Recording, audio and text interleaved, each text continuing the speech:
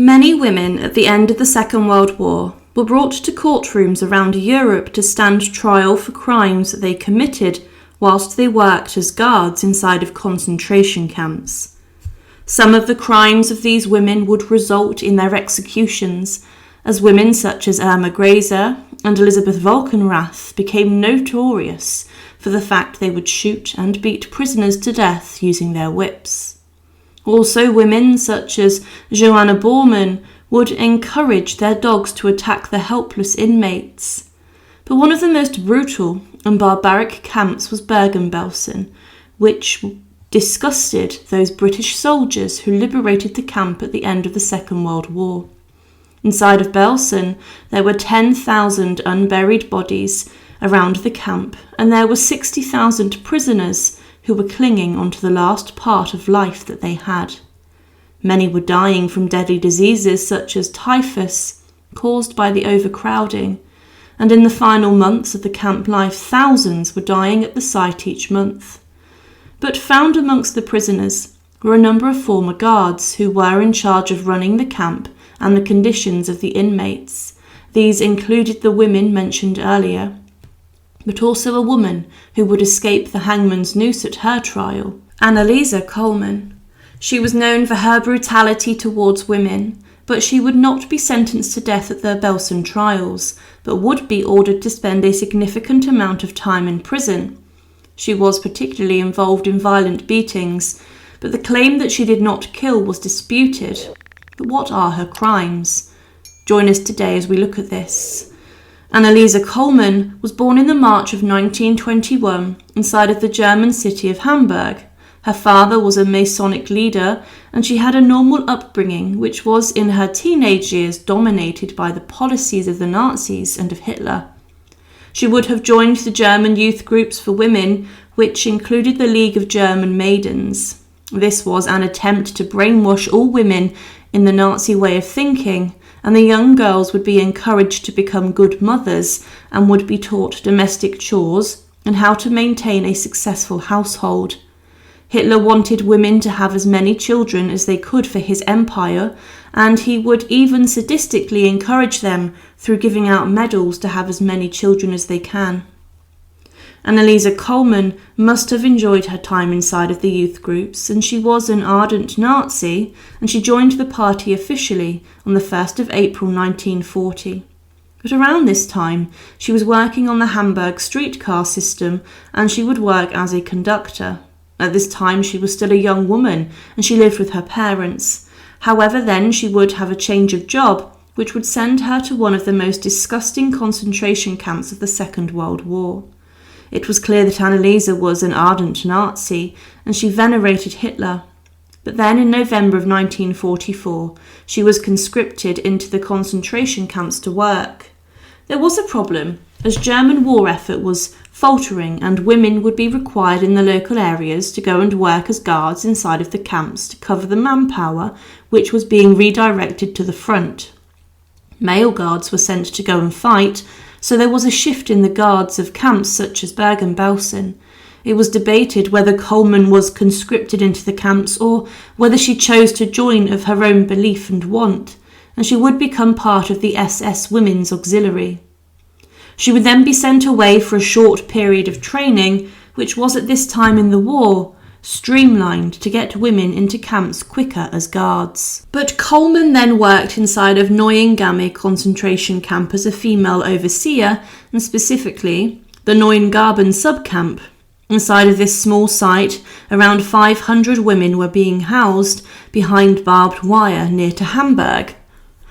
Neuengamme would serve Neuengamme, and in this site, 106,000 prisoners would be held. Around 43,000 were killed inside of the camp. Neuengamme was known for having an awful food rations for the inmates and the hard labour that the prisoners were forced to carry out every single day.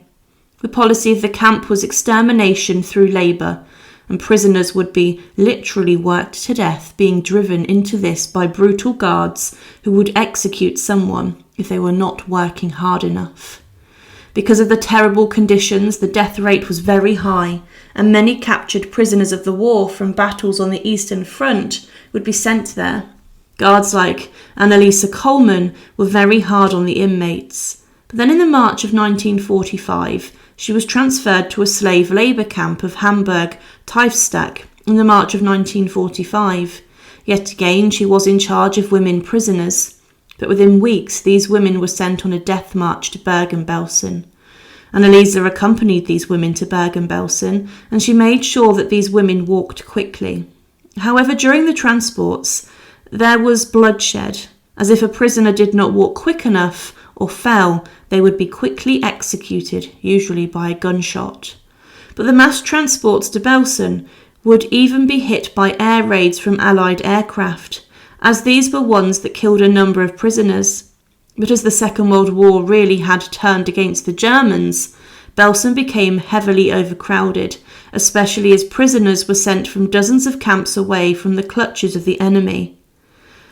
Heinrich Himmler, the head of the SS, had given the specific instructions for no prisoner to fall into enemy hands. But many guards at this time would have the opportunity to flee and escape justice, but Anneliese Kohlmann would not do this. There were hundreds of guards who would escape and would never answer to their crimes, but Kohlmann may have been blinded by her Nazi ideology, as she would have believed that the Germans would never lose the war. Kohlmann cycled to Bergen-Belsen, and she got there on the 8th of April 1945. She was now working as a guard inside of the camp, and then at Belsen she became known for her brutality, especially with a weapon. Kohlmann became known for repeatedly whipping prisoners, including pregnant women. These were found with brutal whip marks on their faces, caused by the evil of Anneliese Kohlmann.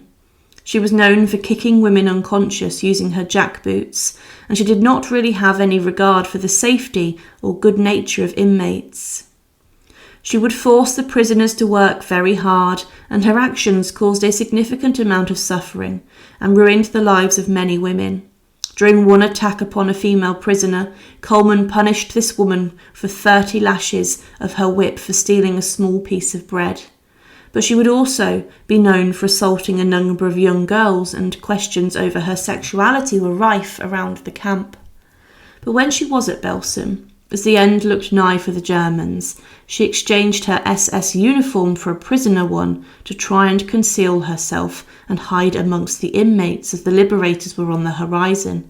She tried to evade capture, but she was then handed over to the Allies after the prisoners turned her in. She was then forced to take part in the clean-up of the corpses around the camp. These bodies would be buried inside of mass graves, and the clean-up took a number of weeks, but then Anneliese Kohlmann would be imprisoned to await her trial.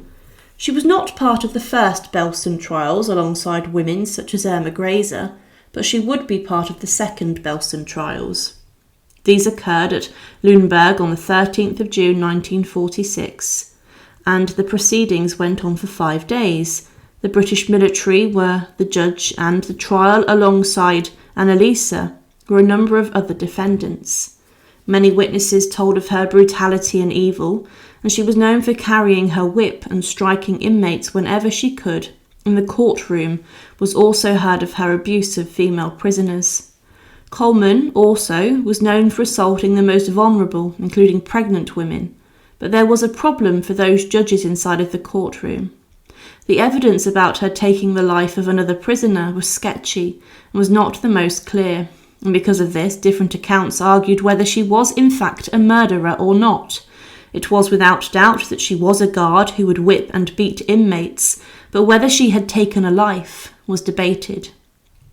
She was a woman who had also, not as far as the courtroom learned, taken part in selections of prisoners to go to their deaths inside of the gas chambers, and little evidence could be gathered saying that she had beaten a prisoner so badly that she had died. This may have happened, and she may have even shot a prisoner, but the evidence was not there, and because of this, compared to other women, she was considered a minor war criminal. Because of this, shockingly, Anneliese Kohlmann was only sentenced to 2 years in prison, but she did serve very little time for her crimes. Despite being found guilty of crimes against humanity, she had actually served a significant amount of time before in custody, and she was then released following the trial as it was deemed that she had already served her sentence. But she then remained in Hamburg and would die early at the age of 56 inside of Berlin. However, the evidence against the evil Anneliese Kohlmann would not really be there, and this would save her from the hangman's noose.